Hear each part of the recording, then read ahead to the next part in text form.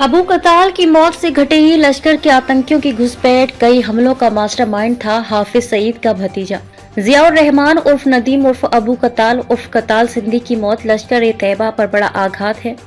कताल वर्ष 2002 से 2004 तक राजौरी, पुंछ व उत्तरी कश्मीर में कुछ जगहों पर सक्रिय रहा था। 2008 में मुंबई हमले के बाद जब पाकिस्तान सरकार को हाफिज और जकीउर रहमान लखवी समेत लश्कर के प्रमुख कमांडरों पर लगाम लगानी पड़ी तो हाफिज सईद ने अबू को गुलाम जम्मू कश्मीर में कुरेटा, कोटली और नकिया व जंदरूट स्थित लश्कर के ट्रेनिंग कैंपों की जिम्मेदारी सौंपी थी। जम्मू कश्मीर में कुछ वर्ष तक सक्रिय रहने के बाद अबू वापस पाकिस्तान लौट गया था, लेकिन उसने राजौरी, पुंछ में स्थायी नेटवर्क के साथ लगातार संवाद बनाए रखा, जिसका उसने वर्ष 2020 में पूरा लाभ लेना शुरू किया।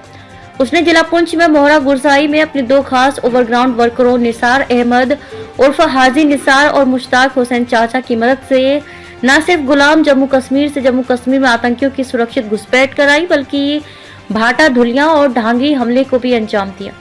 उसके भेजे आतंकियों ने रियासी में श्री माता वैष्णो देवी के दर्शनार्थ आए श्रद्धालुओं की बस पर हमला किया था। ढांगी राजौरी में 1 जनवरी 2023 को आतंकियों ने 2 बच्चों समेत 7 लोगों की हत्या की थी। निसार और मुश्ताक जेल में हैं। ढांगरी हमले के संदर्भ में एनआईए द्वारा दायर आरोप पत्र में अबू कताल और साजिद जट्ट को भी आरोपित बनाया गया है। जम्मू कश्मीर पुलिस के एक वरिष्ठ अधिकारी ने अपना नाम न छापे जाने की शर्त पर बताया कि अबू लश्कर के उन कमांडरों में शामिल था जिन्हें हाफिज लखवी, मकई जैसे कमांडरों के बाद दूसरी पंक्ति में अग्रणी माना जाता है। हाफिज ने गुलाम जम्मू कश्मीर, सिंध और पाकिस्तानी पंजाब में लश्कर के महत्वपूर्ण ट्रेनिंग कैंपों की जिम्मेदारी अपनी दामाद वलीद के बाद अगर किसी को सौंपी है तो वो है अबू कताल सिंधी उर्फ जियाउर रहमान को ही सौंपी।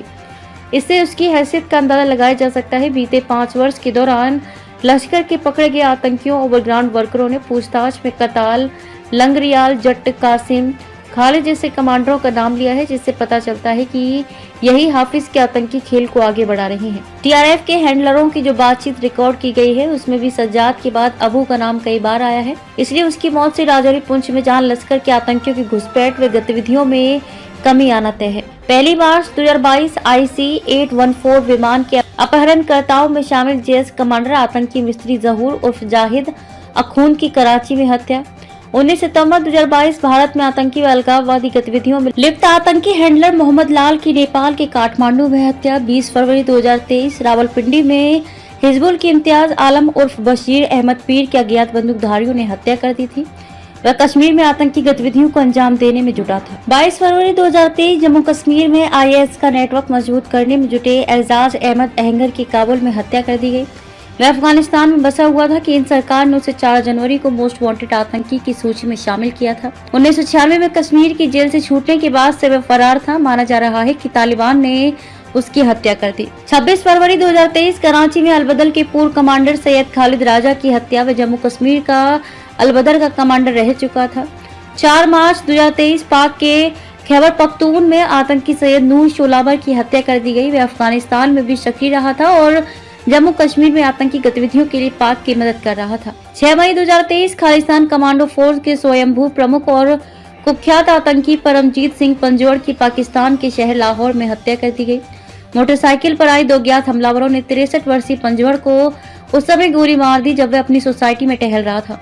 नशीली दवाओं और हथियारों की तस्करी और अन्य आतंकी गतिविधियों को संचालित कर रहा पंजौड़ 2020 में भारत सरकार की ओर से जारी आतंकियों की सूची में 8वें स्थान पर था। मिर्डावाला के संपर्क में रहा पंजौड़ नाम बदलकर पाकिस्तान में रह रहा था।